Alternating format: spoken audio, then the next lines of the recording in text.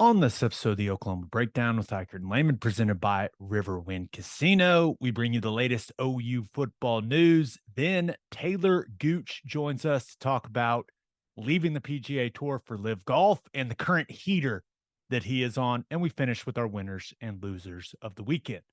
Please download and subscribe to the podcast, rate it 5 stars, and write us a good review. Follow the show on Twitter, Instagram, Facebook, and YouTube. Just search Oklahoma Breakdown on any of those, and you'll find us. All right. Our man Michael Hosty will kick this thing off. It's time for the Oklahoma Breakdown. It's beautiful Monday, May 8th, and you're listening to the Oklahoma Breakdown with Ikard and Lehman, presented by Riverwind Casino. Riverwind is Oklahoma City's premier casino experience, and there are so many reasons why Riverwind is consistently voted OKC's #1 casino, but it all starts with their amazing variety of gaming thrills and excitement. Riverwind's beautiful award-winning environment plays host to more than 2,800 of the latest electronic games with a huge selection of table games, including blackjack, blackjack match, roulette, and Teddy's favorite, craps. No matter what your game, Riverwind has it in spades and hearts. And to learn more about their gaming promotions and entertainment options in the month of May, all you got to do, people, is visit riverwind.com. Riverwind Casino, simply the best. Now we're recording this Sunday afternoon. Please leave us a 5-star review and a nice comment. Ted Lehman, how we doing, sir? I am doing fantastic. Cannot complain. Got a beautiful May weekend. All is good, man. It was a beautiful weekend, but I'll be the first to admit, I got to reacclimate, man. There are a couple, because my son just wants to play outside. Like, that's it. That's all he wants. It's like, okay, we got to get the body readjusted to the heat. Yeah, it was 90 and humid, kind of out of nowhere. It's like, okay, we know what we're in store for this summer. Not just a little taste, probably gonna cool off a little bit before the real stuff sets in. But you're right, definitely got to get used to the heat. Yeah, we'll get back. We'll adjust. All right, let's get to the OU football stuff. And kind of in an interesting part of the college football calendar right now, you look at the portal now being closed, but there's still several guys, lots of guys in there that have not yet determined where their destination is going to be. But the Sooners land one of the guys that was one of the most desired players in the portal, right? Appalachian State transfer Troy Everett has committed to Oklahoma. Saw him at the spring game, met him at the spring game. 6'3", 285, 290-ish. Definitely could add some more weight, but this is a good win for Beatonbow. This is a good win because when you look at this team, there's no doubt that the depth in the interior of the offensive line isn't exactly where you want it to be at. And this is a guy that if he can come in and get stronger, really have a good summer with Jerry Schmidt, that he could be a factor. I don't know if he's going to push Andrew Rame as far as for the starting center position. I think Rame is significantly more talented than him from what I've seen from both of these guys, but it never hurts to have a guy push the incumbent starter, Ted. Yeah. I think that's a good sign. One of the things is still kind of limited size wise, right? So, right, you would hope, perfect world, if say he comes in and it's like, wow, he's right there, really good, maybe one of our best 5. He's going to be limited size wise to where you don't have a whole lot of position versatility, right? Or maybe I'm wrong on that. No, he just seeing him in person at this level, right? He seems like a center only to me. Now, hey, you never know. I mean, I played a lot of games at guard, and I wasn't exactly the biggest dude in the world. So it all depends. But I know some people look at it and say, okay, could this move Andrew Rame to guard, right? And is that how you get your best 5? Remember, it's not always your most talented 5 along the offensive line. It's the best 5 that play the best together. So I know this. Bill Beanbow's going to try all kinds of different things during training camp, right? He's constantly in search of that best five. But I went back and watched App State's game. They went and played at Kyle Field, played A&M early in the 2022 season. And I went back and watched every snap of that game. And Troy Everett, he did some nice things in that game. Right? He plays with really good effort. In that game, it was hot. You could tell these guys were dying in the fourth quarter. It was really funny to watch. But he likes to finish blocks. I think his number one strength from what I saw from him in that game is his ability in zone blocking schemes. I thought he did a nice job on zone double teams, climbing up to the second level, getting on backers, grip strength, looked good. But there were times where he was overwhelmed by the size and athleticism along Texas A&M's defensive front, right? And that's where we're going, man. Yep. You know? So he's a guy that, you know, he's a nice depth piece. If he can have a big time summer, maybe he's flirting for a starting spot. But with what I've seen from him, he's got a quite a ways to go to be what you would consider a great player. So I think anyone that thinks he's just going to come in here and take a starting spot right away, that's not how I see it. Yeah. Is he a 1 year of eligibility guy? No, 3. 3. Okay. Yeah, All no. right. So this is a guy that, like, be patient out there. Don't expect him to come in right away. And when you watch him play at App State, it's weird. He kind of looks like a undersized tackle playing center because of how he's built. And I didn't really see that when I met him in person. He looks like an interior offensive lineman, but then I watched him on tape and I was like, huh. So I think there are a couple things he really needs to work on, in my opinion. He's got to get stronger, right? He's got to get stronger. He needs to work on his footwork. He needs to play. He gets too straight legged too often playing. Like, and I know in pass throws, sometimes you get a little straight legged, you anchor, like you're squeezing your butt, you're doing these things, but he does it way too often. And it gets him in bad spots. So I watch and I see all that and I go, well, Bill Bedenbaugh is one of the best technicians around. Like, he's going to get him right on the technique front. So yeah, I think he's a really interesting player and he's a guy that a lot of people wanted. And usually, hey, when you're landing a guy that a lot of other people wanted out of the portal, especially at the offensive line position where there's not a ton of O linemen that are in that portal, you know, for the most part, that can really help you at this level. I'm optimistic about what he can be as a player. Yeah. Well, here's the great thing. It's not someone that comes in and it's like, oh my gosh, this is a talent that is going to totally change things for what Oklahoma's future looks like. That's not necessarily the case, but it is to a certain extent because we got problems at backup center, right? So correct. Like, in all actuality, like this could be a season saver, you know, like this type of guy can really change what if Rain were to go down, who has an injury history. Right now, backup center is one of the weakest spots on the team. You know, we just don't have a lot of depth there. And I think it's really similar to, you know, the Ferris State D2 transfer that we got in Konnor. There's a lot of similarities between what these two guys bring whenever they come in. Yeah. So we'll see what it looks like, right? But in a perfect world, they come in, right? He comes in, he pushes Rain for the starting job.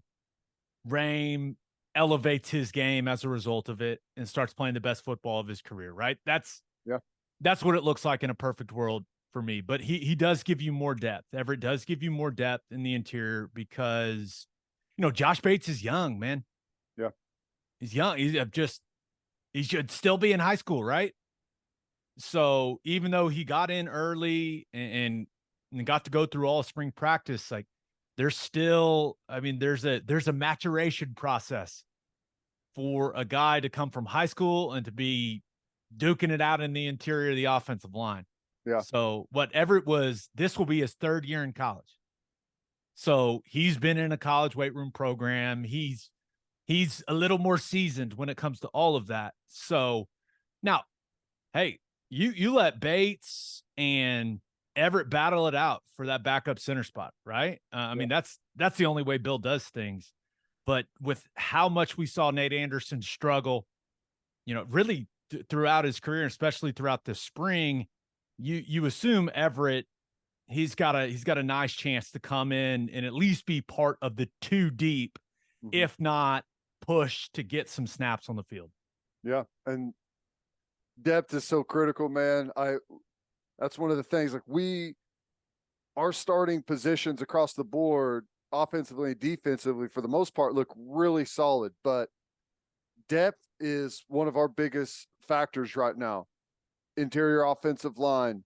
I guess you could even make the claim at tackle, right? On defense, like I was talking about linebacker, outside of Danny Stutzman, we don't have a single player in our inside linebacker room that's played really a meaningful snap of football, which is not what you want, right? You need good quality depth to be able to overcome, a long, grueling season where bumps and bruises and injuries and whatever may come across, it will come across. So, like, guys like this that add good quality depth, I think, are critical. You mentioned the Sooners also getting a commitment from Ferris State linebacker. Is it Near? I've been saying Konnor Near. Is that wrong? I guess it's Near. Yeah, I guess that's right. Near. What did I say? Nor? I don't know. When you said it, I got a very confused look on my face. I was like, I've been saying this kid's name wrong. I'm an idiot. But that would probably be me. Yeah. Well, you could be right. I could be wrong. Near, all of my life, I'm going to pronounce that Near. Now, if that's incorrect, Connor's family, please forgive me. But it feels like a nice addition to drive competition in that linebacker room, Ted. Yeah. He's a Division II player, but I really like him. I think he's great. From what I've seen, the very limited amount. Now, I did go down and see him play in person in the D2 National Championship game, and they had a really, really good defense. But I really like the way he moves. He plays low. He plays square to the line of scrimmage. He's got good footwork. Just by watching, it doesn't take a whole lot to realize that he understands blocking concepts and how to fit and where a run is designed to go. And he's always directing traffic. You see him getting guys lined up, making audibles or whatever. And I just think he's a really, really good, solid, all around linebacker that's got a lot of experience, which is something that you just can't coach, can't teach. Like, guys either have it or they don't. And he's going to come in, and I think he's going to insert himself right away into that Mike Backer starting conversation. Now, Kanik, obviously way more talented. Kobe McKenzie obviously has a couple of things that I think are that Konnor won't ever have, just like the size and like that type of physicality. But he's got quickness, he's got good footwork, he's been coached really well. He's going to understand the defense or concepts that are really close to that, and I think he'll have an opportunity. Now, whether or not he can win the job, I don't know, but he's definitely at a minimum going to provide some really good experience in the two deep. Yeah, I look at both of these situations, right? With Near coming in that linebacker room, and now Troy Everett coming in to that offensive line room. It's got to put a couple of those guys in those rooms on their toes, man. Mm-hmm. Yeah, saying that's a good thing. It's going to get some of those guys' attention. Like, okay, hey, no, we thought that, we had all that we needed. All of a sudden, You bring a couple new guys in there that have played some ball, that are experienced, that are going to be looking to get on the field, and it's interesting how that can change a dynamic in a position room. Yeah, for sure. No, there's no doubt about that. And, I'm assuming that, these are good quality, locker room guys, not guys that you're not bringing in trouble into the locker room, at least from what I can gather. So that's always a good thing. Continue to make that core of players that really make up the heart and soul of your team continue to be good, hardworking players. Absolutely. That's just kind of my assumption for all the guys that Venables and this staff are bringing in now. Just kind of, I think, and maybe that's foolish of me to assume, but I'm really not concerned with the character piece of anyone that this staff is bringing in. Yeah. Right. And that's just, that could end up being a dumb assumption, but I don't know. But the way that those guys operate, I don't know. I feel pretty safe doing that. I agree. All right. This is a fun exercise, and we've done it before, but Ted, I know how much you love way too early mock drafts. Yeah. Favorite thing. They're your favorite. I know that they bring you just an abundance of joy. And I actually think they're fun, right? Because the NFL draft happens and then everyone releases their way too early first round mock for the 2024 draft.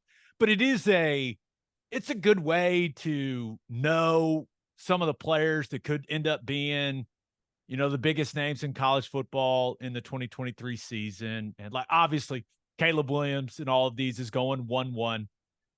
That didn't make me feel particularly great. I'm sure that OU fans look at it and they're just like, dang it. But well, he's going number one, and he would go number one if he sat out a year. He's the best player. He's best quarterback by far, but the best player probably by some margin. I've had multiple people who do that for a living, right? The mock draft stuff and scouting backgrounds to say he's the best quarterback prospect since Andrew Luck. Yeah. Which says a lot. Guy's good. He's good. Yep. But so you see these mock drafts, right? Caleb Williams going number 1 overall in all of them. You see Drake May, the quarterback from North Carolina, really high. Marvin Harrison Jr., the wide receiver for Ohio State, is going in the top 5 in pretty much all of these. But I looked at several, right? Ryan Wilson's from CBS Sports. Dane Brugler, our buddy Dane Brugler at The Athletic put one out. Matt Holder over at Bleacher Report put one out. I was unable to find a single way too early 2024 mock draft with an OU player in it, which can be upsetting to some people, right? Some fans could see that and say, well, I don't like that. And I agree with that. But it also leads to a fun question. What player on this roster is most likely to play themselves into being a first rounder in 2024? And remember, first round picks, great measurables, great or great skill set, and at a premium position, typically. So what do you think? Who on this roster right now could play themselves into a 2024 first round pick? It's a very, I don't like the length of your pause. I don't like that. Because I think there may be one guy, and it's Tyler Guyton. I think that's it. I mean, Walter Rouse, like at tackle, like I don't know enough about him to think that he would work himself into a first round pick. It's hard. Like if you have a guy that's been around as long as he does, you kind of feel like you know what you're going to get. And if he was going to be a first round pick, he would have already been gone. I defensively, I don't see anyone. You have a guy like Justin Harrington, who I think is going to have an incredible year, and he would have an incredible combine. But I just don't know about the position, because he's going to be playing a position all year that he won't be playing in the NFL. He would either be a safety in the NFL or a linebacker, which I don't think he's going to be a linebacker. So it's way more difficult for teams to take a first round pick whenever you start to introduce variables in there. And where he plays is a position that doesn't necessarily translate to the next level. So that's why I wouldn't say him. The other best players defensively would be Stutzman, who, he checks all the boxes physically as far as size, weight, and stuff like that. But, he still has a lot of, like, frankly, what pro scouts would consider not good film.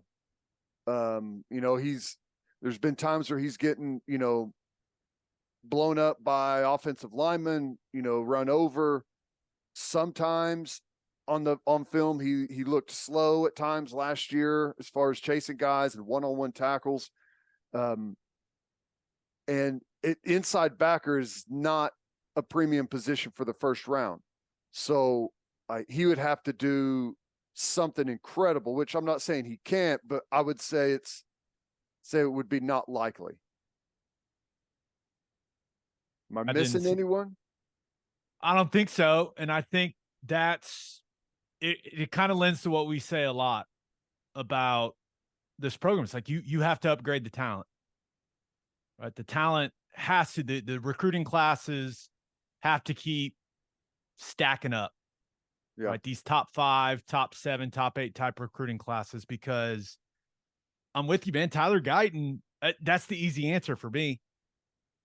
The size, the length. If he has the summer he should have, he's going to be in the discussion as a top 15 pick. Now he's got to go prove it. It's not just about your measurables, man. It's about how you play along the offensive line, right? Skoronsky from Northwestern, he didn't have long arms. Dude can play. Dude has the tape. They don't care. Give me the guy that can block people. So Guyton's got to go prove that in the 2023 season, that he can be more consistent and that he can play up to the talent that he's got all the time. You look at it, there are a couple tackles that are going to be in that draft class. The kid from Penn State is legit. I think you say Fashanu, something like that. Olu Fashanu. He would have been OT1 if he came out this year. Sounds like a first round tackle. Oh, the name checks out. He looks like $1 million. Joe Alt from Notre Dame is also a guy that's going to be in the mix. But yeah, Rouse is that's interesting. You bring him up. You and I, we've both been out there. The dude looks the part. That's for sure. I mean, 6'6", 315. If Beanbo can refine his technique, get him to play with a little more of an edge.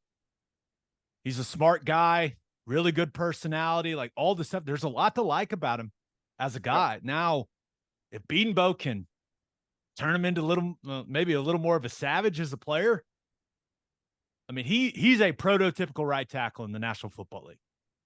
I mean, the way he moves at the size that he's at, like he's got the skill set, but he didn't show, first round type tape at Stanford. He just didn't. That doesn't mean he can't make a leap this year, right? Learning from Beanbo. Maybe he does. I hope he does. Right. Yeah. QB, tackle, edge, wide receiver. See, that's the problem. When you think edge, as I look at the edge group right now, I mean, Trace Ford would be. No, he doesn't have the. I know, but he's going to be. He's the guy this year that has the highest ceiling for us as a rusher this year. Now, in the future, we know Adebawore is like. Yeah, remember this. We're just talking about guys that will be eligible for the draft next year. Right. Right. So, like, we don't have anyone at edge right now that you would consider a high round pick. Trace Ford, if he was healthy and had some type of incredible year, like he just doesn't have the measurables. Like, I think he can be a really productive player, but just seeing him in person, he doesn't have the length, he doesn't have the size, Mhm. And then you got the injury history. Like there's Right. no way. You know what I mean? Corner, Woody is, I think he's going to be I think he's going to have his best year, but it's measurables for him too. You know, he's not going to have the measurables for a first round corner. And I think our other corner is going to be a true freshman, which is, you know, pretty wild. Yeah. So, but, you know, like Harrington, I, I think he's going to have an incredible year. And I think that there's going to be, if he plays the way that I hope he does and what he's capable of, if he continues to get the knowledge level up, he'll go run, you know, he'll be 6'3", right around 220 and go run 4.3 at the combine. So, right, where you want to put him at safety? Okay, well, I think he could play it, but first round, I don't know. I don't know with him. Billy Bowman, like if you're looking for a guy in the defense, a guy that, you know, you and I are expecting to have a massive year, he may not have the ideal measurables, right? When you're looking what you're looking for from a safety in the first round. But dude, if he has the type of season we're expecting him to have, maybe it's just so dynamic and explosive and impressive that he becomes part of that conversation. He needs to stay 4 years. Like the conversation right now with Bowman and like with Stutzman, I can't imagine a first round. Great. There's only 32 first rounders, man. And it's hard to get into that group. But if both of those guys have good years, solid years, great years, and then come back around for the final year to do it again, have a year in the SEC to go play some big time teams and play well against big time teams, that can change the conversation. Right. You know, I don't think either one of those guys should be in a rush to go to the NFL. I think Bowman would do better in the NFL, like where he is right now, than what Stutzman would do. I think Stutzman needs 4 years. Gotcha. All right, let's get to call your shot, because we asked y'all what player for the Sooners do you think could play himself into being a first rounder in the 2024 NFL draft. This first one comes from Matt A. Bear, Hebert. A. Bear. That works for me. Hebert. I'm guessing it's A. Bear. He says, DG. QBs regularly move up the draft board since it's always a position of need. If a healthy Gabriel plays consistently and OU gets back to 9 or 10 wins, he'll have the eyes of lots of teams and should have no trouble moving into the first. Doesn't need a Heisman season to do it. What? First of all, at his size, right? And he is, 5'10" and a half? Yeah. He's the same size as Bryce Young, right? He's 5'10" in the 205 to 210 range, right? So we just saw a guy that size go number 1 overall, right? So you know that the size, it doesn't mean what it used to mean, but he's got to take a big jump with his decision-making, his accuracy.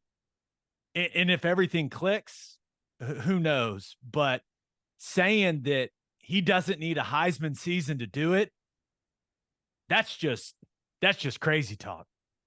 A guy that size to play himself into being a first rounder, you may need to win the damn thing. Yeah. Like that's the type of season you have to be a first round pick at that size at quarterback. Well, and there's going to be, so you got Caleb Williams at quarterback, Cam Rising, Bo Nix, Drake Penix Jr., Drake May. Who else out there? I mean, there's going to be quite a few guys out there at quarterback. JJ McCarthy, I saw him in some of the mock drafts from Michigan. Yeah. Who's got the size and the athleticism. Yeah. Got some more to prove, but the kid from Arkansas, you know, if he stays so, he would have to have the type of year that he would have to be a first round pick would have him right there in the Heisman conversation for sure. Finalist at a minimum. at a bare minimum. So I mean, that's just you have to have a special season if you're Dylan Gabriel, right? To be in that People, conversation. they NFL will reach on quarterbacks in the first round. There's no doubt, we've seen it. They will reach on quarterbacks in the first round. But usually guys they reach on are guys that are like prototypical, like athletically sized, just incredible arm strength. And it's like he's raw, but we'll work with him. That's not Dylan Gabriel. That's not the mold he's in. You can just say it's Anthony Richardson, man. You don't have to tiptoe around it. It's not just him. I mean, we've seen it in the past. Like Josh Allen was the same way, right? Yeah. I would consider him a reach. Like big guy, strong arm, incredibly raw, not very accurate, but he's got tremendous upside. Like Dylan Gabriel will have to squeeze every ounce out of what he has to work with in order to get there. And that's I think that'd be tough. But I hope so. If Dylan Gabriel gets drafted in the first round, that means this year went really well for the Sooners. Yeah, we're going to the playoff. And you and I are getting drunk in a hospitality suite. That's what it means. All right, this other one comes from Jonesy, who says, Tyler Guyton is the obvious choice, but if Danny Stutzman balls out with a butt kiss award type season, he could be a possibility too. We talked a lot about that. I hope it all comes together for Stutzman, man. I think he's going to have a really good year. I think if he picks up where he left off last year, which I think he should be close to that, by the end of the year, he should be playing really good football. If everyone else, and that's the thing I've been saying, you have to have everyone else around you playing great too. Like the defense, rarely can you just go in the first round unless you're an absolute freak, unless you come from a good defense. And an inside backer, the type of guys that have been going first round, an inside backer are usually inside hybrid edge rush guys. Other than that, we typically don't have first rounders. Right. All right, let's get the birthday shout outs. Happy 2nd birthday to Rosa Zamora. Happy 4th birthday to Cecilia Zamora. Happy 8th birthday to Finley Grace Cooper. Happy 21st birthday to Cade McDonald. Happy 28th birthday to Bonnie Lee Woods. And happy 32nd birthday to Jeremiah Curry. All right, let's get to our interview with Talor Gooch. But first, Love's Travel Stops is now offering a nationwide 10-cent per gallon discount on gas and auto diesel. Just download the Love's Connect app and scan your barcode at the prompt on screen and watch that price drop 10 cents per gallon. Across the country, the Love's Connect app unlocks exclusive deals and can help any traveler plan their route or meal on the highway. So before you hit the road, be sure to download the Love's Connect app to save 10 cents per gallon and experience the country's best highway hospitality at Love's Travel Stops. Love's also has you covered if you forget your phone charger or headphones with an expanded mobile to-go zone. And of course, don't forget to grab yourself some of that delicious Java Amore.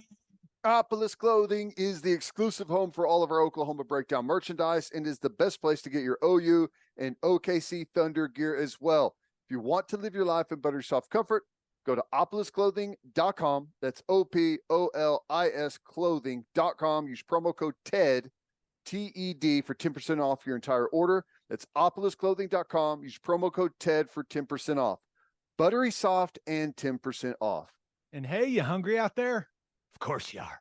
Then head to the garage for hand smashed patties, butter toasted buns, and ice cold beer.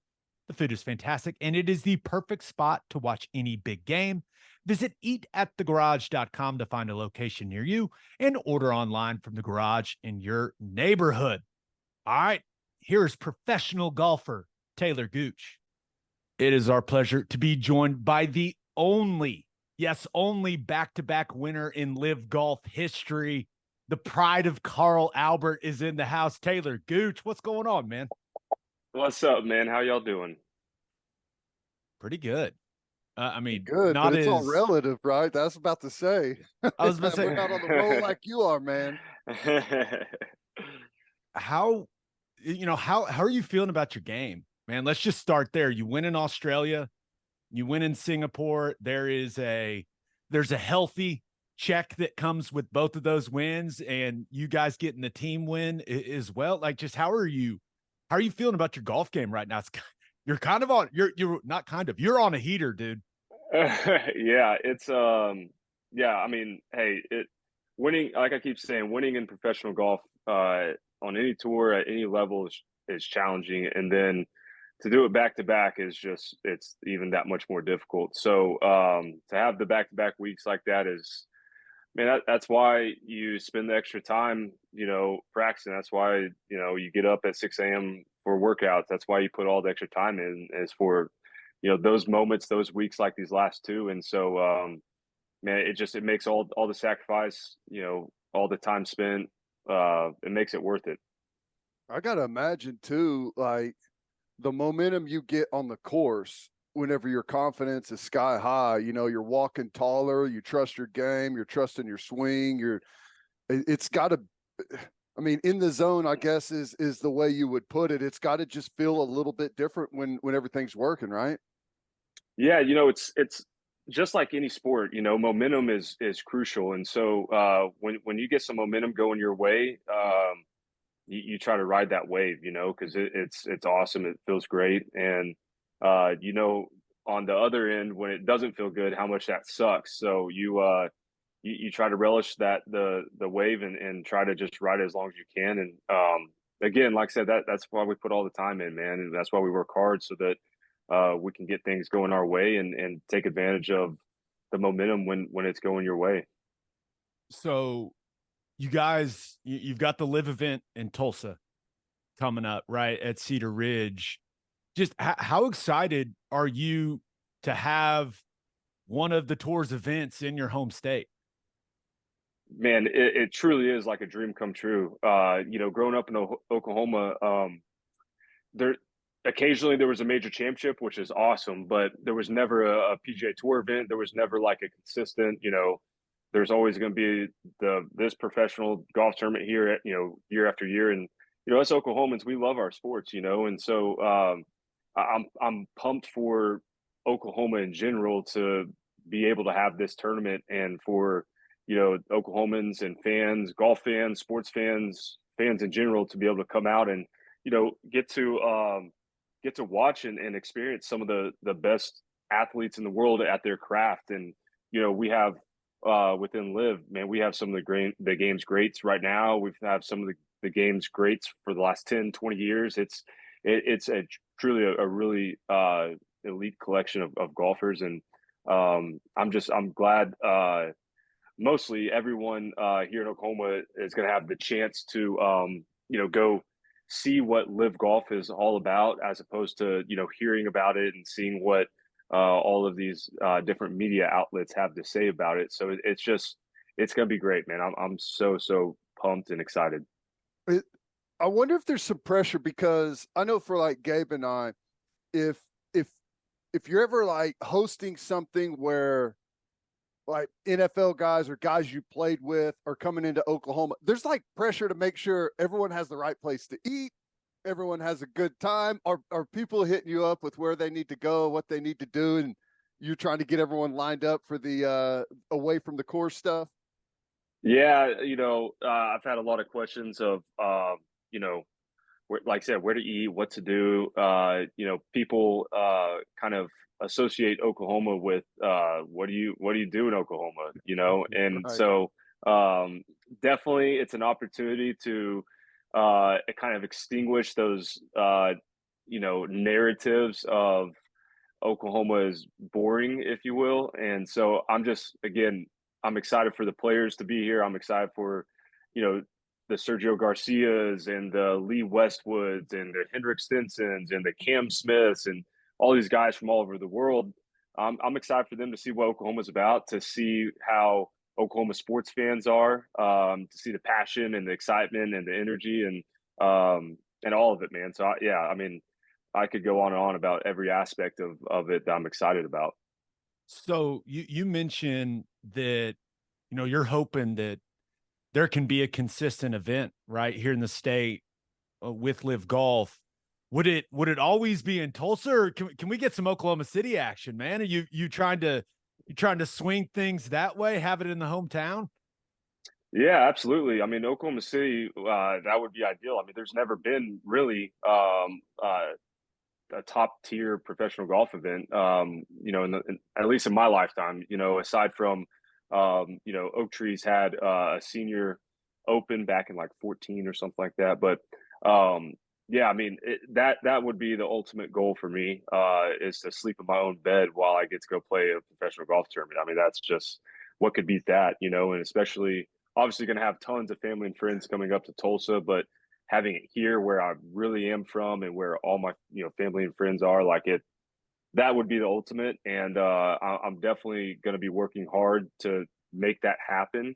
We kind of had a decent chance this last fall of getting one here this year in Oklahoma City, and it didn't quite work out. So there's some foundation paved for the talks of that, and I'm hoping it's a great week for the fans, for the players, for LIV in general in Tulsa, so that we can again convince everyone, hey, we got to make this a staple.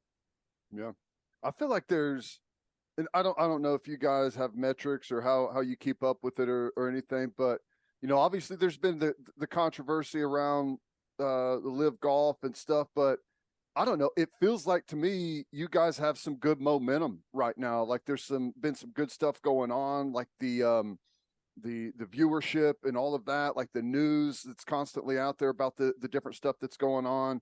Feels like you guys are in a good place.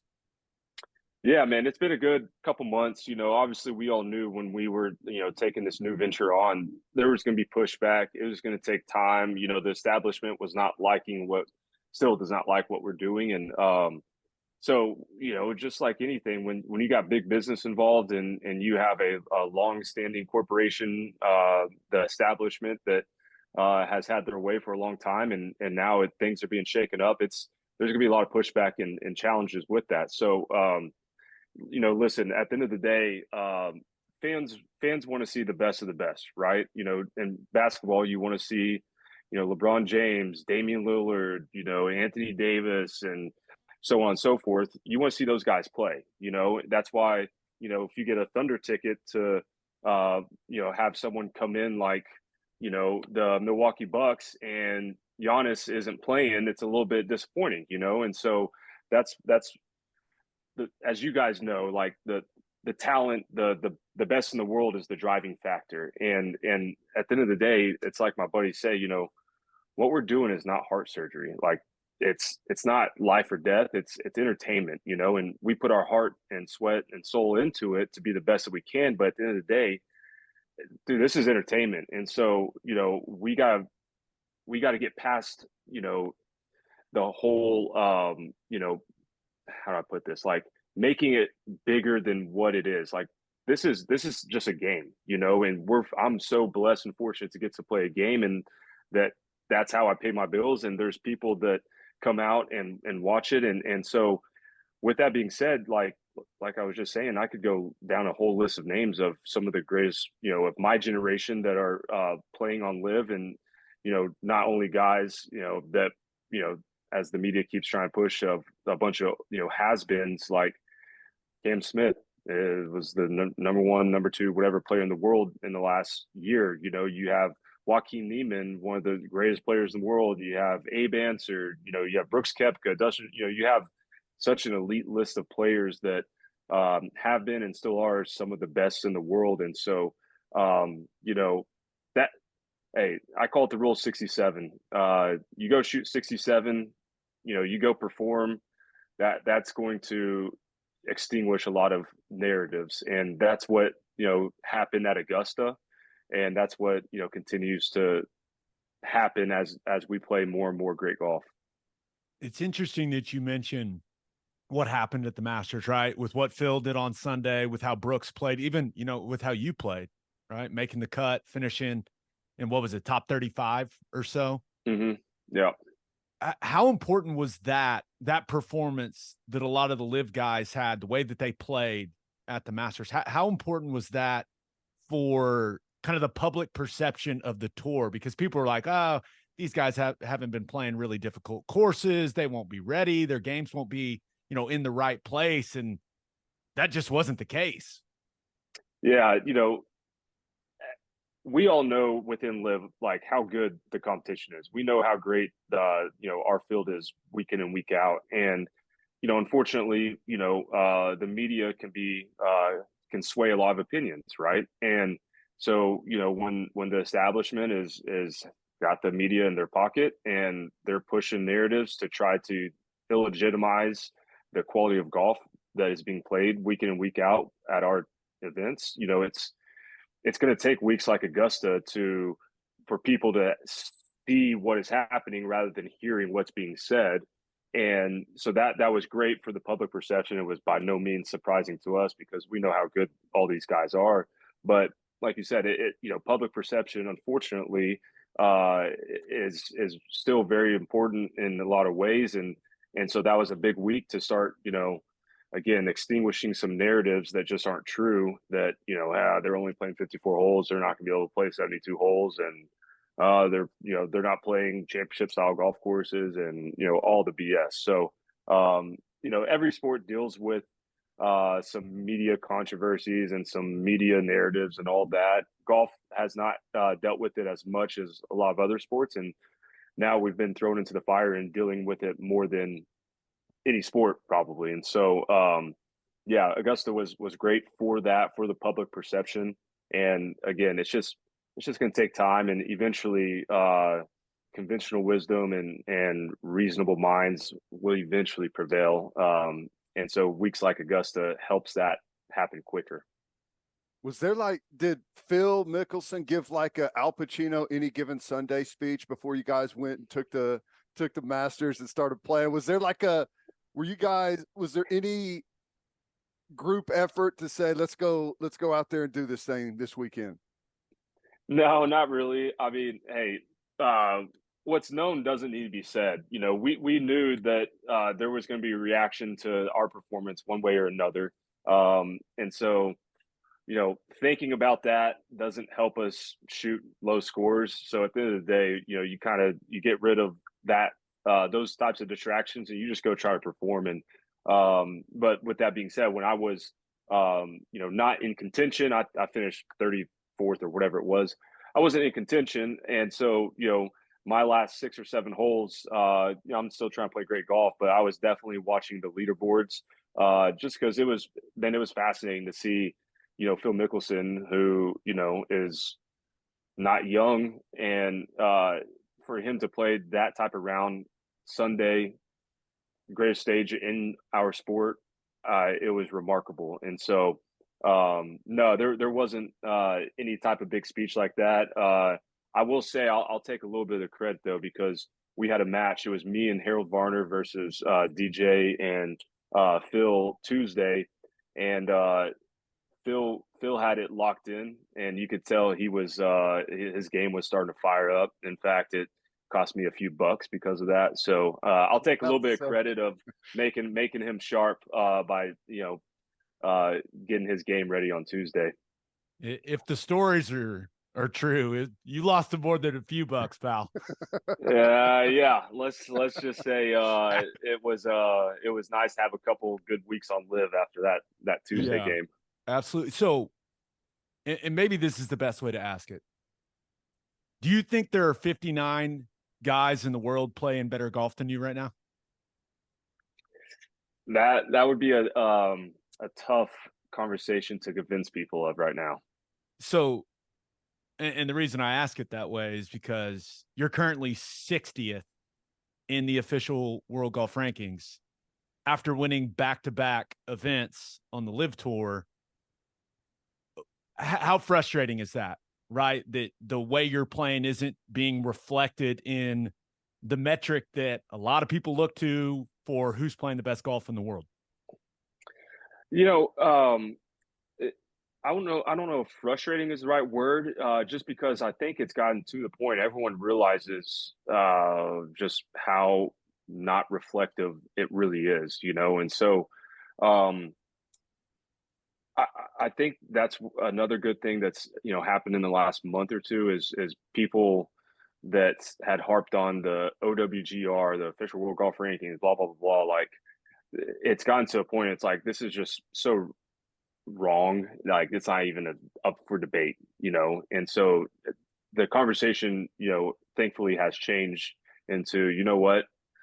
How do we figure out how to rank these guys? How do we figure out how to categorize who's the best in the world? How do we try to figure out, who's deserving of getting into the majors, the mecca of professional golf, And so I don't, if, as you guys know in sports, it's like if I get frustrated what people think about me, I'm going to go down a bad path if that's the case. So I keep calling it the rule 67. Go shoot 67, and that takes care of everything. Yeah.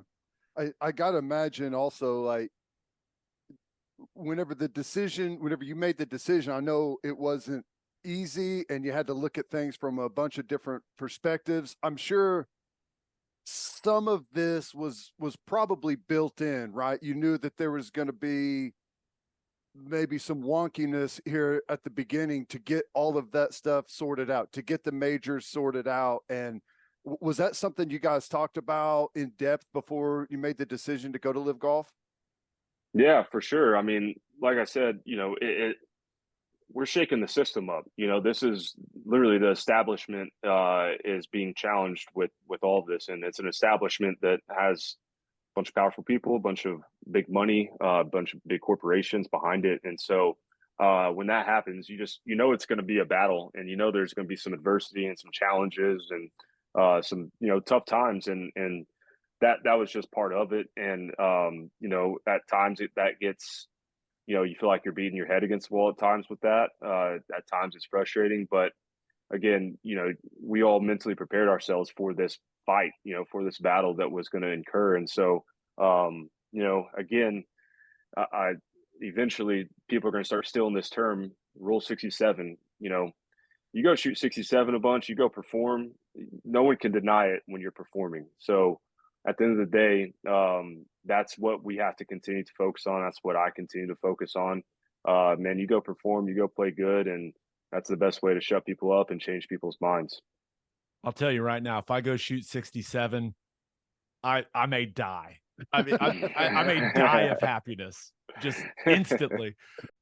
We'll get you back to the interview, but first, Bishop McGuinness Catholic High School represents a tradition of educational excellence in Oklahoma City.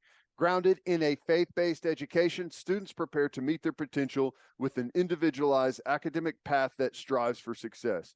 Bishop McGuinness offers a college prep curriculum that includes 22 AP courses, participation in OSSAA athletics, where they've won over 100 state championships, and numerous clubs and organizations for students to join and grow.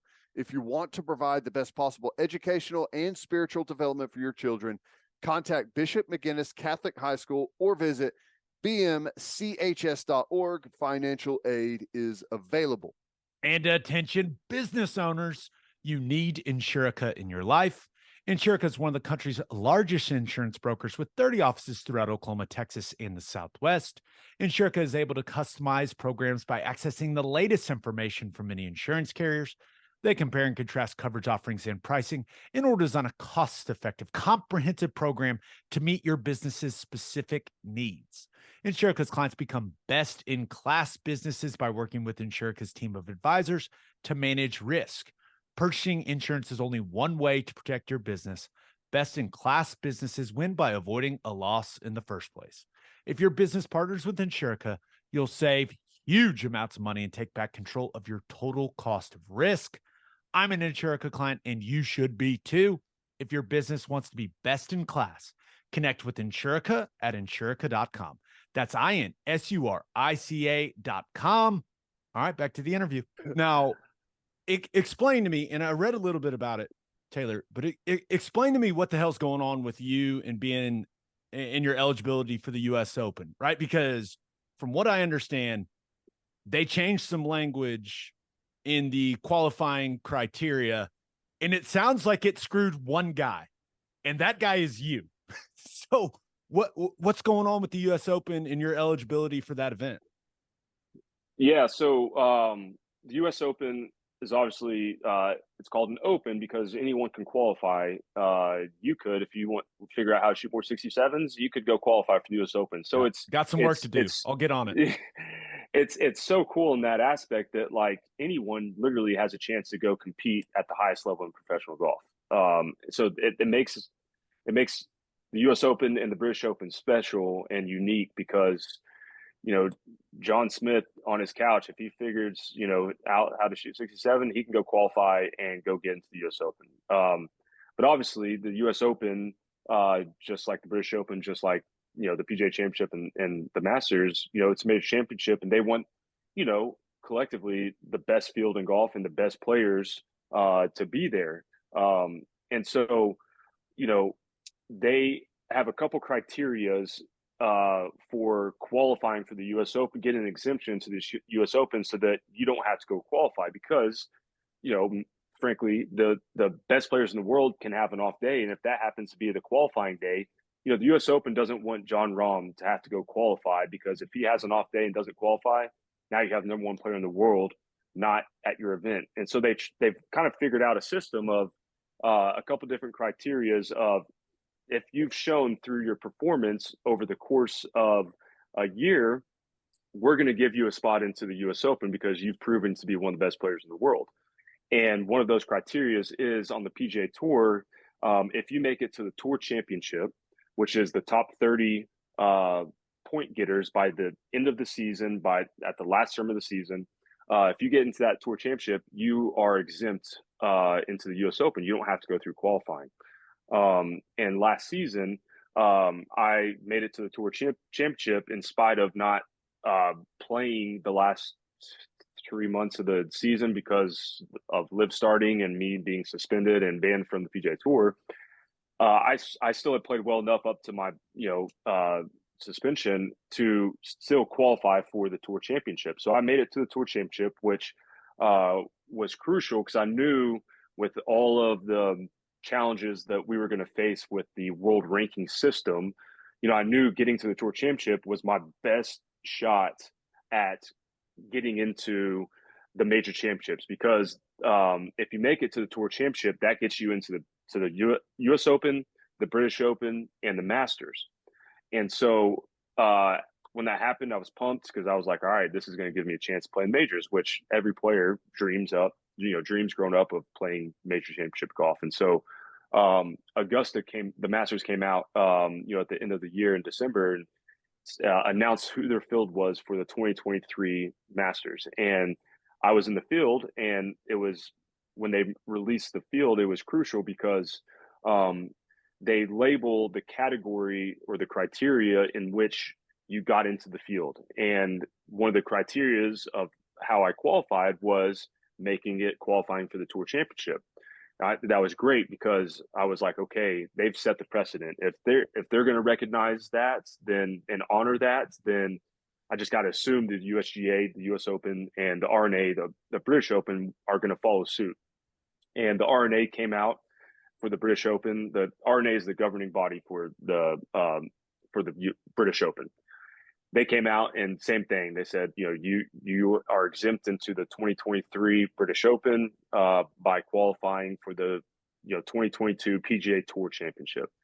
And then the USGA, like you said, they altered their criteria, altered the wording to where it says now you get into the US Open if you qualified for the PGA Tour Championship and are eligible to play in the Tour Championship.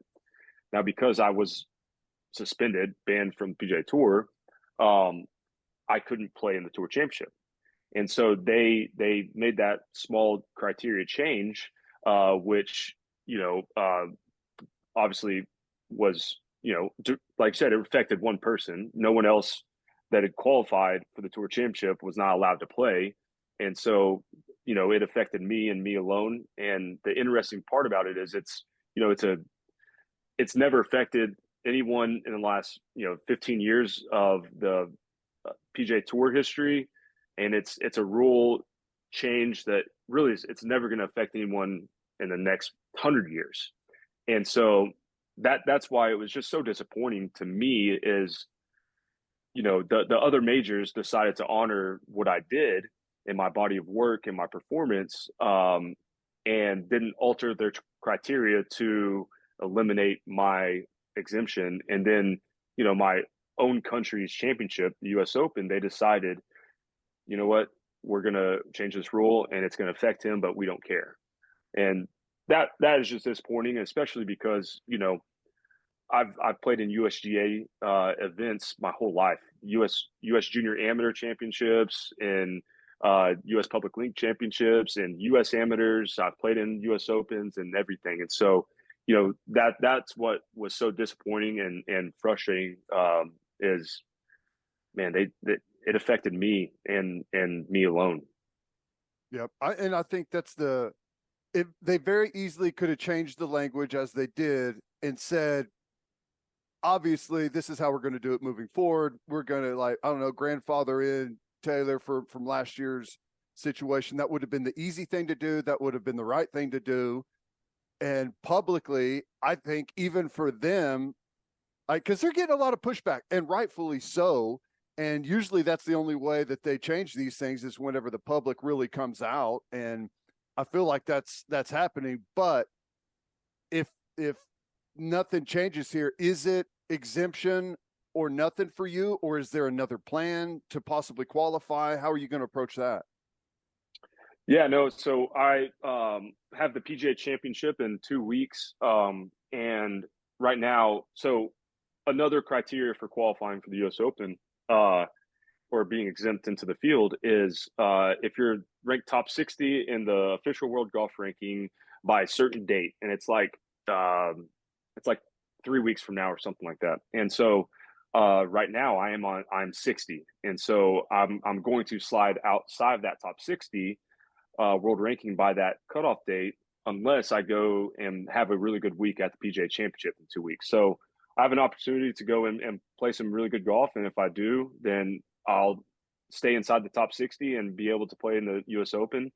But if not, then I just, I'm not going to be able to play the U.S. Open. I'm not going to go and try to do your traditional qualifying, for numerous reasons. But like I've said, it's hurtful what they did. And with that being said, obviously they don't want me in the field. And so I'm going to try to qualify through, my performance, but I've just chosen not to go and go through sectional qualifying is what it's called. I'm not going to go through sectional qualifying if I'm not exempt through my world ranking.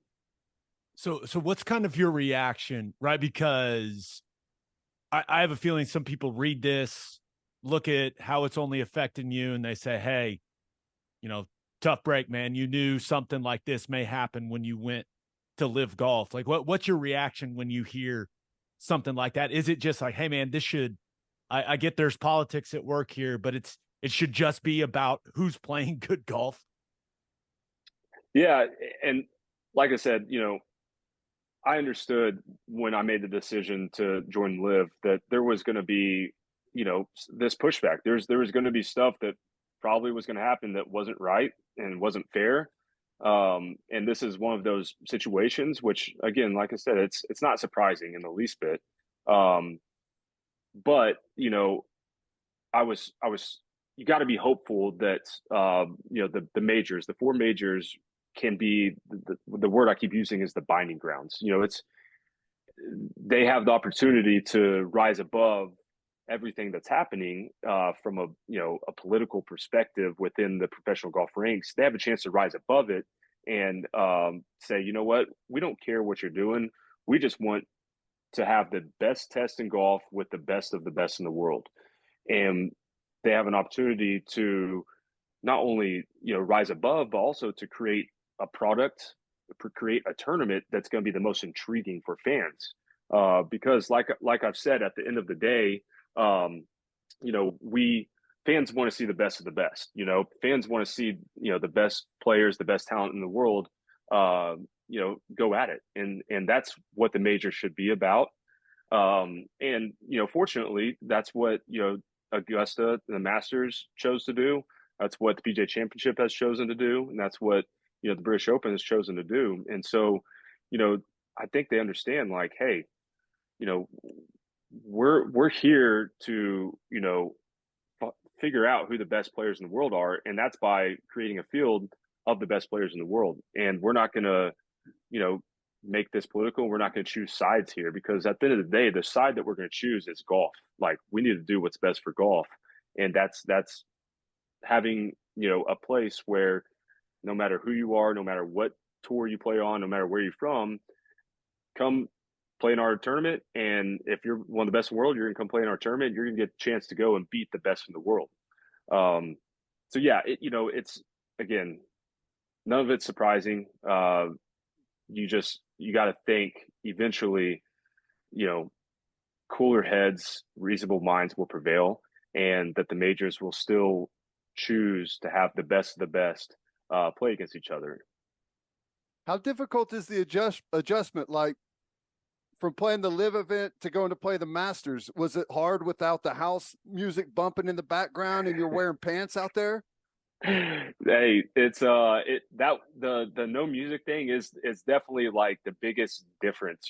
Forget the shotguns, the tee times, like, the pants, like all that stuff. Like, when we're sitting there on the range, we're like hitting, we're practicing stuff. It's like, man, like, imagine being at football practice or a basketball game, and like, there's no music, there's no background noise, there's no, it's like, Way more this is kind of, intense. yeah, it's like, this is kind of weird. Like, but yeah, no, I mean, hey, it was, it's not better or worse. Like, it's just different, and that's why I keep saying, like, again, I'm not saying that LIV is better or worse than PGA Tour, or PGA Tour is better or worse than LIV. Like, they're just different, and that's okay. I think when I'm Like, at that's the beauty of home, it. People like yeah, variance.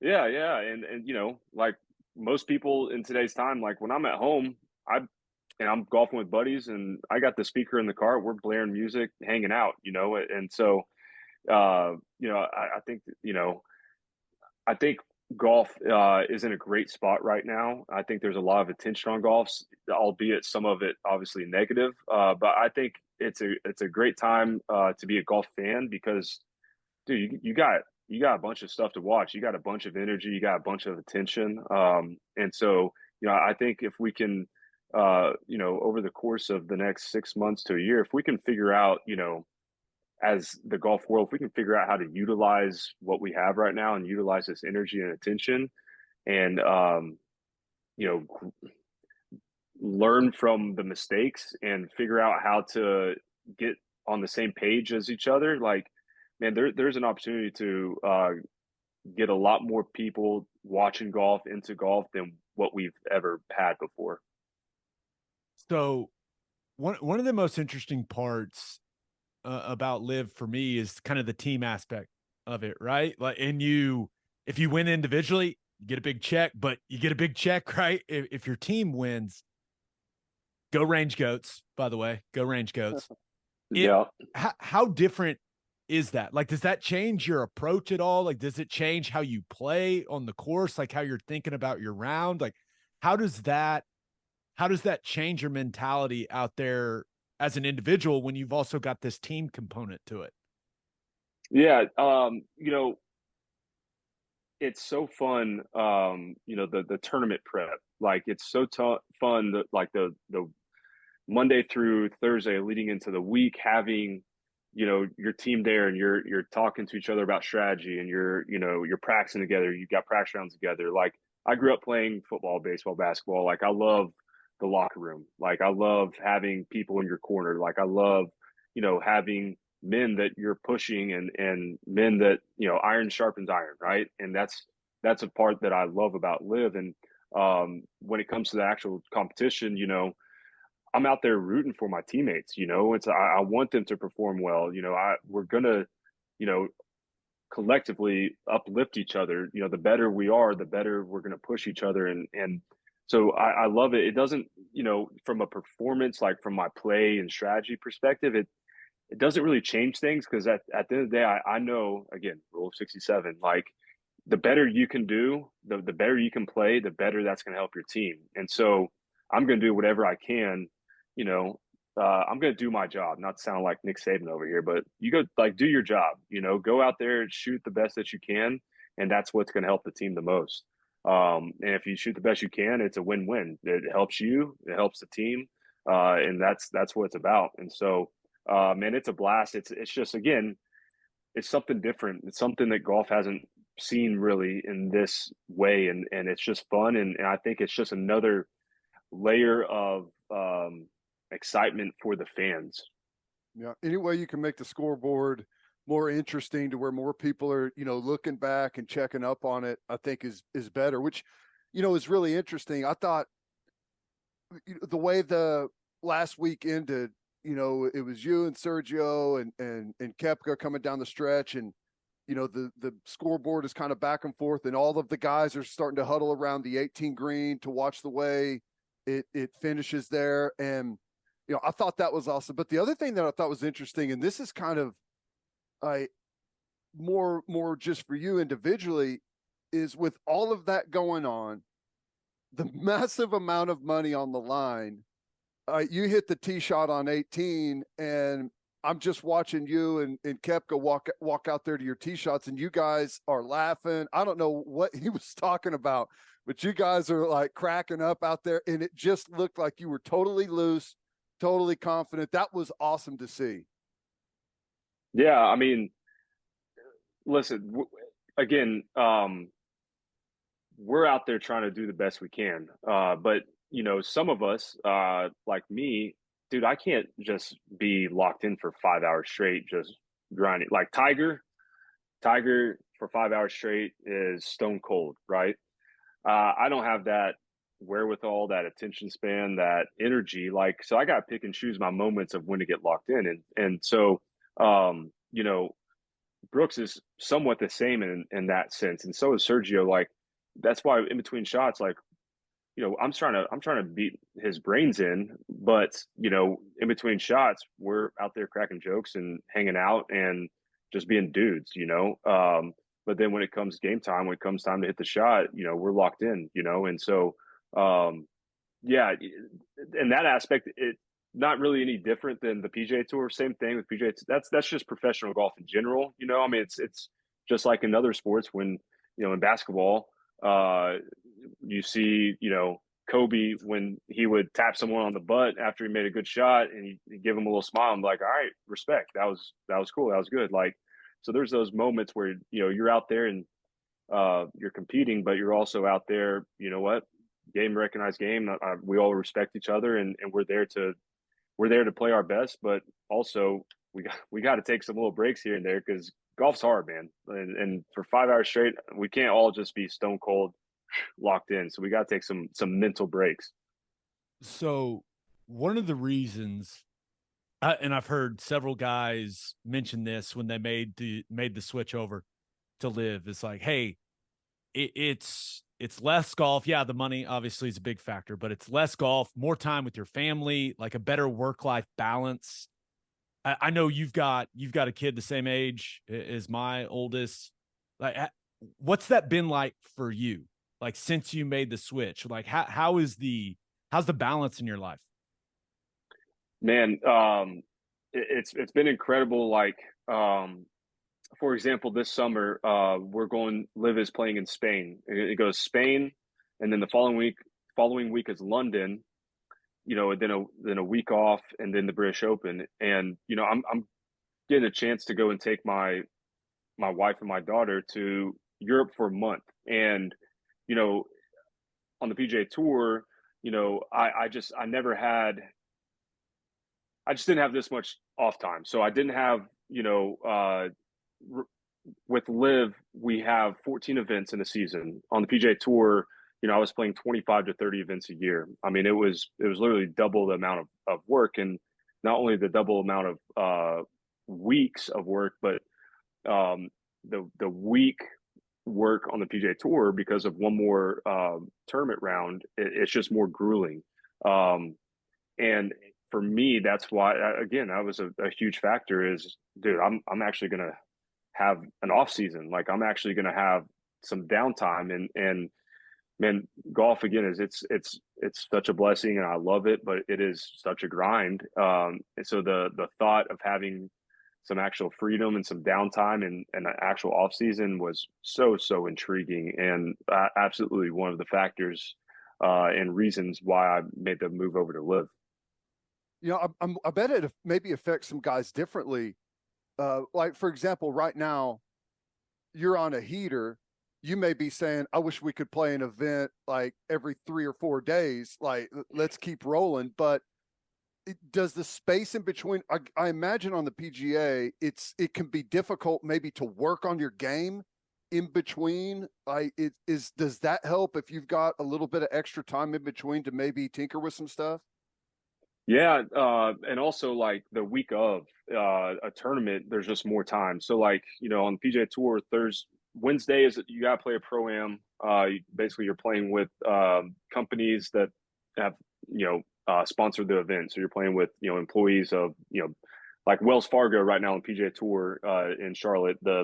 Wednesday, there was a bunch of Wells Fargo executives playing with, Max Homa and John Rahm and Tony Finau and guys like that. And so Wednesday is pro-am day. So, your day is kind of dedicated to that. And then Thursday through Sunday is tournament, right? So you only have Monday, Tuesday, where you don't have any obligations. And so that's, the main time that you can spend working on your game. But, also you're having to schedule and travel after Sunday finishes, whether that's Sunday night or if you can't get out Sunday night, Monday morning.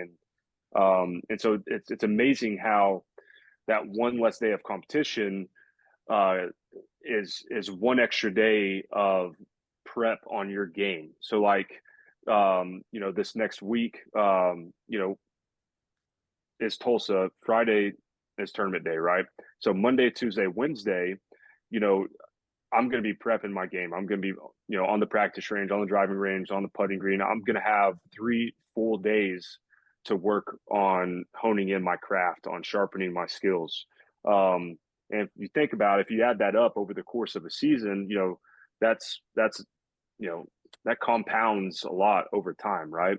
And so as much in the thick of in the tournament week, having that extra time to hone in on your craft as much as like the time between, because, the time between tournaments, you're also, you're getting a little bit of R&R, you're taking a little bit of time away, you're kind of getting some rest that you missed. Like this last week, I was in Singapore and 24 hours of flying, I finally get home, and jet lag takes a couple days to get back to feeling right, and so, the time in the tournament weeks is just as crucial as the time, between, weeks off.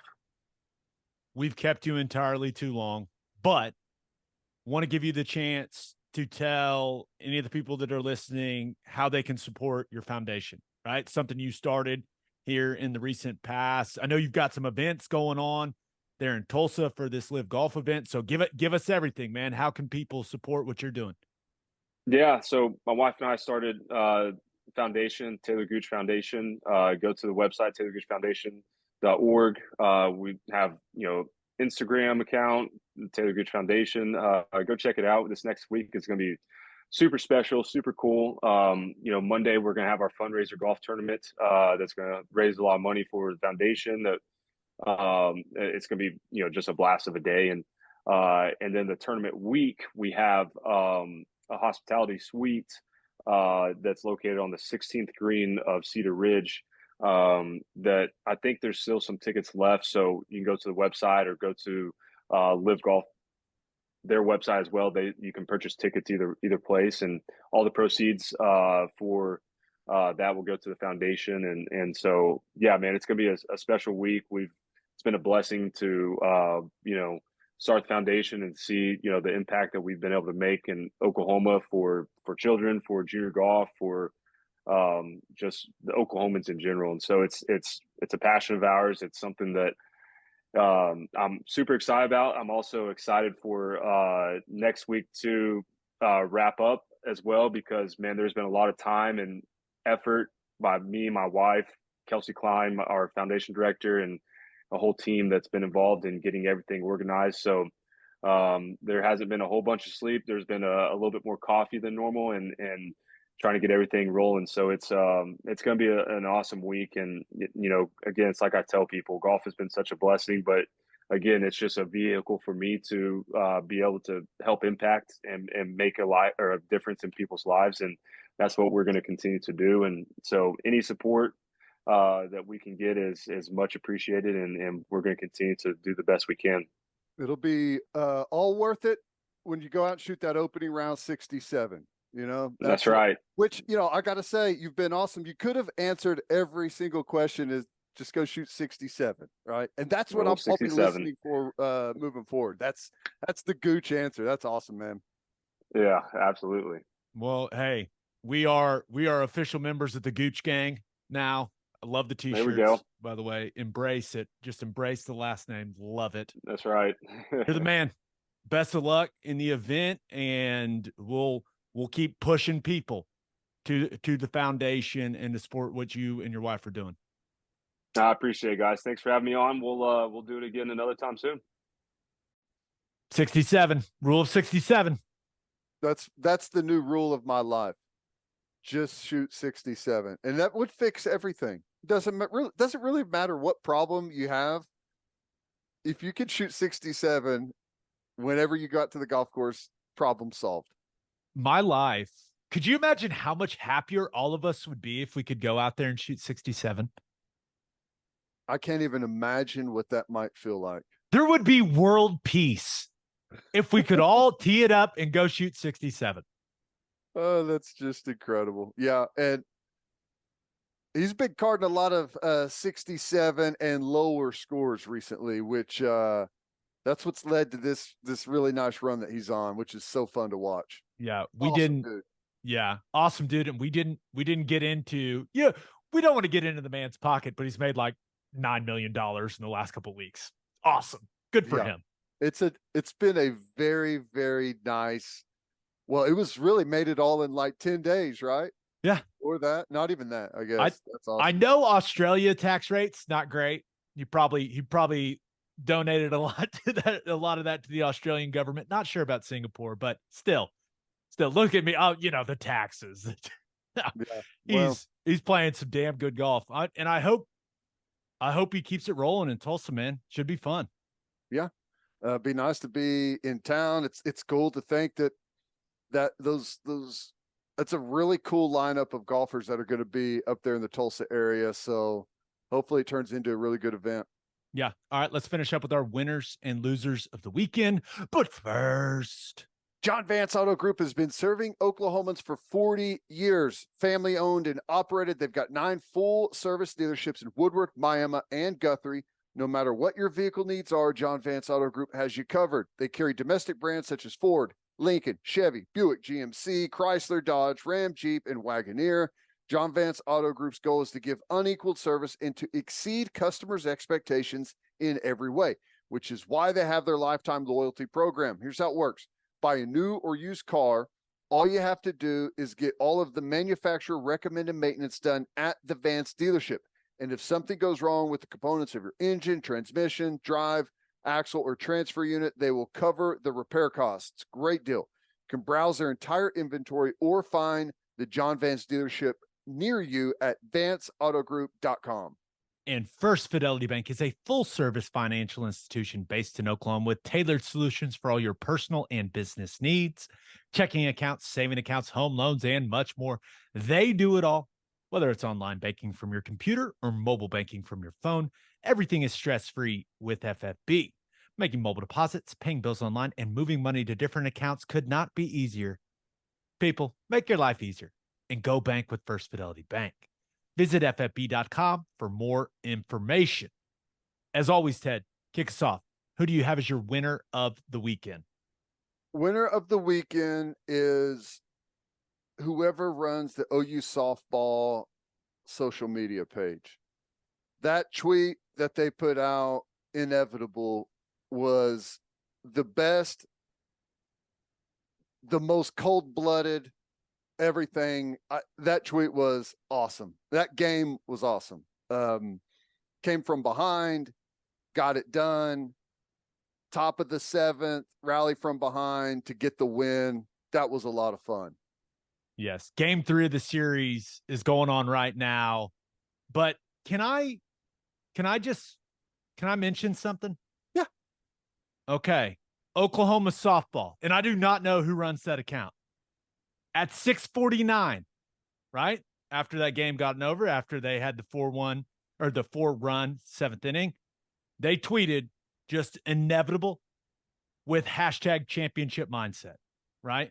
Mm-hmm. You want to take a guess at who tweeted at 6:20 p.m.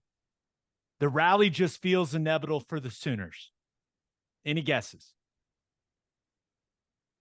Gabe Ikard? Gabe Ikard. Really? Did they steal my tweet? Hopefully. The rally just feels inevitable for the Sooners. And then they can have it. They deserve it. But it does. That's how it felt. I had been kind of in and out watching the game. And then you're like, 7th inning. Okay. Down 2 runs. Let's see what they got. Let's focus in. Let's get dialed in here on the couch. And as soon as that they had that double, I was like, here it comes. Oh yeah. It felt inevitable. And that's why I fired off that tweet. That's good. I did not know you sent that tweet. Maybe that was it's an almost inspiration. An inspiration. It's almost, now that I think about it, it's almost more of a answer to your tweet, right? You said It feels inevitable, and they just post the results and say, yeah, inevitable. It does feel that way. They're rolling, man. It's fun to watch. 40 straight, right? Is that the win streak now, I believe? 40 straight, which is crazy. I think I saw today that they've had 4 such win streaks since 2019 of 40 games or more. That's ridiculous. It is the top of the first. So we've got no score in that one as we're recording this, but I'm going to go out on a limb and say they end up sweeping them. Yeah. If they don't, then it's one of those situations where I go, great loss. Patty will use it as motivation. So either way, it's a sweep and you're feeling great, or it's a loss and you're going, got the motivation they need, right? Brings them back down to earth. That's right. Either way, I think we just covered our bases with either one of those talking points. You do get the feeling every now and then whenever you hear Coach Gasso talk that it's not that she wants them to lose, but she wants like some type of adversity, right? And they had it yesterday and came back and got the win. Didn't lead at all until the top of the 7th. So, yeah, that was very cool. Tiari Jennings, very good at softball. Woo.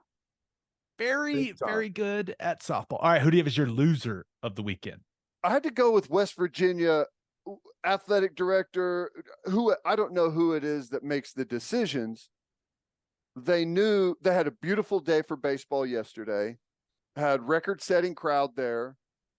It was an awesome game. Sooners won, by the way, but they knew they were going to have bad weather today. And I'll take Toby Rowland's word for it. When T-Row makes a comment or a post about something being poorly handled, then I'll take his word for it. So now they decided to wait and try and play on Sunday. And as you would imagine, they are currently, I believe, still in a rain delay. So that was tough on OU baseball. Probably would have been good for them to, after getting the W yesterday, play a doubleheader and try and get out of there with the series win. If they were to take this series, that'd be 3 straight series wins. And they're setting themselves up for a pretty decent spot in a regional. I heard Skip talking either Thursday or Friday before they made the trip to West Virginia that he felt like they were perhaps maybe going to be a 3 seed in a regional. So OU baseball's got it going. Now, Sunday's game did not start off very good for them at West Virginia. I think they're down 6-0, maybe in the 3rd, while that thing is in a rain delay. So hopefully they can come out of there, turn it around, and get the series win. Yeah, I'm with you. I know they hired an Oklahoman, West Virginia. They hired an Oklahoman as their athletic director, Ren Baker. Really? He's from Valiant, Oklahoma. Okay. Had him on my radio show. Good guy. I believe bachelor's degree from Southeastern Oklahoma State. Really? Okay. Yeah. Down at He was Durant, huh? the AD at Rogers State in Claremore. Nice. Yeah. Now, I don't know who makes that decision. I don't know if it's the athletic director. I don't know if it's the umpires, if it's someone with the Big 12. Like, I don't know how that gets decided, but it really feels like they should have played it yesterday. Yeah. If our man T-Row is unhappy about it, he very rarely voices displeasure. Right. He's very selective when it comes to that stuff. So maybe they should have just asked him. I mean, everyone from Oklahoma is an amateur meteorologist. Everyone knows that. Come on. Yeah. But come on, this low pressure system's moving in overnight. Why don't we just get it done here on Saturday while it's nice and stable? Yeah. All right. For my winner of the weekend, I'm getting tired of complimenting the Los Angeles Lakers, but here we are again. A lot of people now, you look at game 2, right, of that Lakers Warriors series. A lot of people thought the Warriors had really discovered some things in that game, right? That put Anthony Davis more in conflict and in some tougher positions.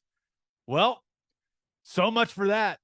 Because the Lakers came out and smacked the Warriors by 30 in game 3. It was the Lakers closed the second quarter really well and played really well in the third quarter. And basically, Warriors waved the white flag a couple minutes into the fourth. They're like, hey, they got us. And that Lakers defense continues to impress me, man. They're making it really tough on the Warriors. Now, the Warriors missed a lot of threes, but you got to give the Lakers credit for how they were guarding. Like, Anthony Davis is anchoring that defense, and it's the strength of that team. It also helps when D'Angelo Russell hits 5 threes. That is also very helpful. Yeah. But, man, the Lakers, I hate how good they look. They look good.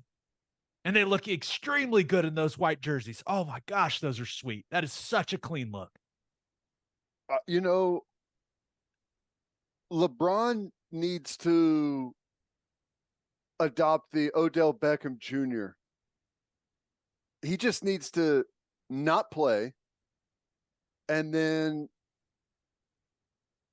go in for the playoffs. That's it. Just get to the playoffs, and then I'll show up. I'll play. What is it? You play about what, depending on your run, 30 games or so through the playoffs. 30-game burst, right, at the end of the year. Don't have to worry about anything else. Get in shape the rest of the year and just show up and ball out. I feel like that's kind of what's happened a little bit because he looks like a different dude right now. There's points in time, like he picks and chooses his spots, right? And I don't. Everyone that's really dialed into the basketball world, like the NBA, talk about how high of a basketball IQ he has, and like he almost just like changes speeds. And remember, I don't know how bad that foot injury he had. Remember when he went to the LeBron James of feet, and that was the only one that told him not to have surgery. So he's playing through that. And it was that game 3 for him was weird. He didn't shoot the ball until like midway into the second quarter. Didn't take a shot. And it was one of those things after the game, they asked about it. He's like, I was just doing kind of what was in the flow of the game and like what was there. Mm-hmm. I mean, how many star players, like a historic great in the sport, talks like that? You know what I mean? And it was an eye-opening win. I mean, they beat the hell out of the Warriors. So yeah. I got all the respect in the world for LeBron James and what he's meant to basketball, and his longevity is insane. Year 20. I mean, you got to be kidding me, man. But Lakers, as long as Anthony Davis stays healthy, which can be a big if, right, with his history, they look like they can make a run, man. Yeah. Now, what was that announced yesterday or today? His son's going to the University of Southern California. Yeah, it was yesterday. After the game, it was actually pretty cool to hear him talk about it. And I know a lot of people listen to this podcast that have a certain feeling towards USC currently. But it was interesting. He's like, this is the first person in my family ever to go to college. It's pretty cool, man. Cool. And Bronny James is going to have ridiculous expectations, right? Everyone's going to say you got to go one and done and then go play with your dad, like that whole thing. And LeBron's brought some pressure on him with how he's talked about it publicly. But I think I'm going to want to watch USC basketball. Yeah. I don't know anything about him. I don't know if he's any good or not. I've heard people say that he's not nearly as good as what he gets cracked up to be, but I have no idea. We'll find out. We'll find out soon. We will all know. My hope for the Lakers Warriors series. Can we get some better games? Game 1 was amazing, and game 2 and game 3 have sucked. Just been blowouts. Can we get a little more, some close games? That's all I want. Well, I want to be entertained.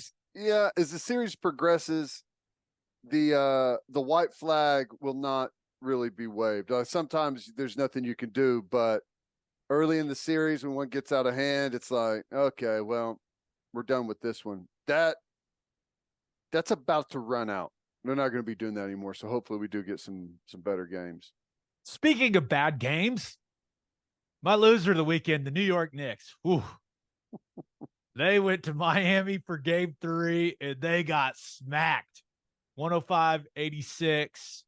It is the first game where the Heat had Jimmy Butler and the Knicks had Julius Randle, right? So no excuses, right? And the Heat scored the first basket of the game and they never trailed.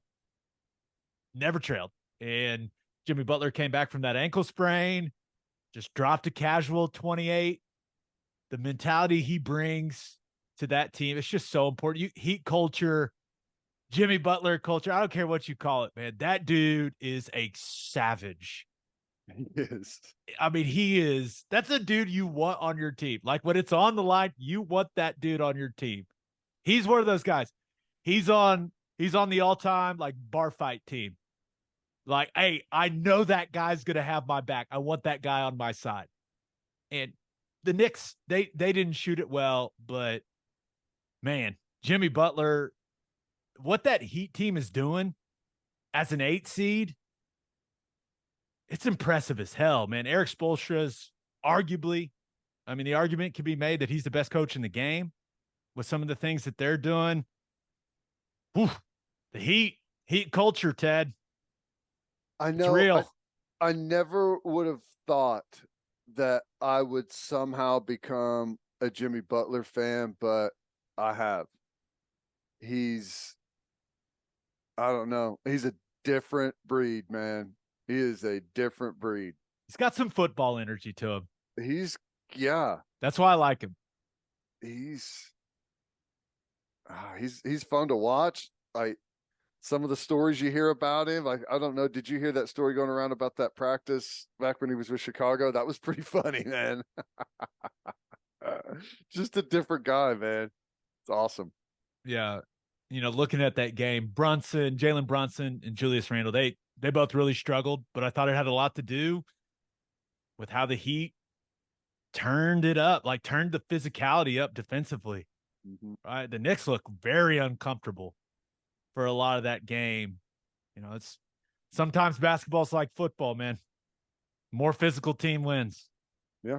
And the Heat, they looked way more physical. We'll see if the Knicks can adjust to the physicality, or maybe, hey, you never know how a game's going to get officiated differently. Like those things happen, but it looks like the 8 seed Miami Heat are going to the Eastern Conference Finals. They look better than the Knicks to me. Because one team's got Jimmy Butler and the other team doesn't. That would be fun. I'm all for that. Give me guys like Jimmy Butler for more action. Like that's what we want to see, right? Heat Celtics would be fun. Yeah. That'd be really fun. Just to see if Butler can take on that Celtics team. Not by himself. That's not what is happening, but I just want it like Jimmy Butler and Tatum and Jimmy Butler and Brown, just like give me all the possessions of those guys going at it. Sign me up. That one could get chippy. Just a little bit. On that note, episode 315 in the books. We'll have a new podcast that'll drop on Wednesday. Just a reminder, you can hear Teddy from 3 to 6 on 94.7 The Ref. You can hear me from 2 to 5 on SiriusXM Radio, channel 375. Hope you all have a great week. And until next time, we appreciate you all for listening. Do what you always do, Oklahoma. Take care of each other.